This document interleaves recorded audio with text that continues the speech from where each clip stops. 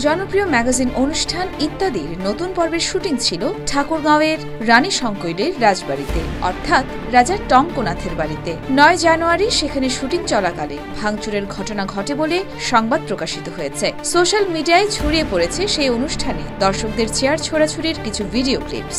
গুজব ছড়িয়ে পড়ে সেটে ভাঙচুরের জেরে নাকি শুটিং বাতিল হয়ে গেছে ইত্যাদি। তবে বিষয়টিকে মিথ্যে বলে গণমাধ্যমকে জানিয়েছে ইত্যাদির প্রযোজনা প্রতিষ্ঠান ফাগুন অডিও ভিশন।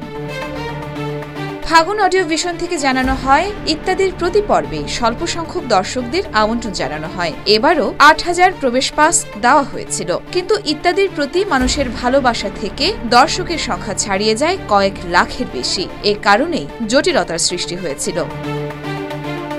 বিষয়টি নিয়ে ইত্যাদির উপস্থাপক ও পরিচালক হানিফ সংকেত বলেছেন, মঞ্চে এসে শুনলাম চারদিক থেকে 3 কিলোমিটারের মতো রাস্তা প্যাক, 5 লাখের অধিক লোক। এত মানুষকে আমি কোথায় বসতে দেব? লোকজন করল কি, বাঁশের ব্যারিকেড ছিল তা ভেঙে ঝাঁপিয়ে পড়ল। তখন তো ম্যাসাকার অবস্থা। ওখানে নারী আছে, শিশু আছে, আছেন বিভিন্ন বয়সী মানুষ। এরপর হাউকাও শুরু হয়ে গেল। পুলিশ থামানোর চেষ্টা করছে, আমিও করছি। অস্থির অবস্থা, কেউ চেয়ার ছোড়াছুড়ি করছে। পরিস্থিতি নিয়ন্ত্রণের জন্য এরপর কিছু সময় শুটিং বন্ধ রাখা হয়। হানিফ সংকেত বলেন, আমি তখন প্রশাসনকে ডেকে বললাম, এভাবে অনুষ্ঠান করা যাবে না, মানুষ শান্ত হোক, তারপর অনুষ্ঠান শুরু করব। আপাতত আমরা অনুষ্ঠান কিছু সময়ের জন্য বন্ধ রাখি। আমরাও অনুষ্ঠানের দৃশ্য ধারণ বন্ধ করে দিয়ে লাইট বন্ধ করে দিলাম, জানিয়ে দিলাম আপাতত অনুষ্ঠান হচ্ছে না, আপনারা শান্ত হন। লোক যেতে 3 ঘন্টা লেগে গেল।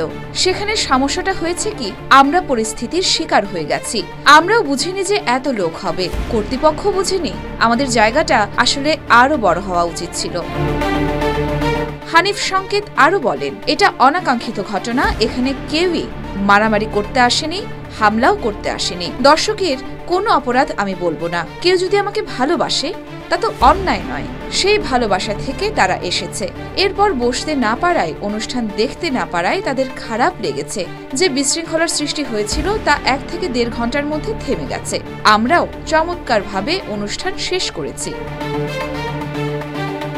তবে এই ঘটনা নিয়ে বিভিন্ন সংবাদ মাধ্যম ও সোশ্যাল মিডিয়ায় নেতিবাচক খবর ও গুজবে বিরক্তি প্রকাশ করেছেন হানিফ সংকেত। আমাদের সোকল্ড কিছু মিডিয়া, ইউটিউব, ফেসবুক এবং প্রথম সারির কয়েকটি মিডিয়া এমনভাবে খবর প্রকাশ করেছে মনে হয়েছে এখানে হামলা হয়েছে, মারামারি হয়েছে, কিন্তু কোনো মারামারি হয়নি। আমার কাছে নইসেন্স মনে হয়নি। হুলস্থুল হয়েছে, হুড়োহুড়ি হয়েছে, বিশৃঙ্খলা হয়েছে।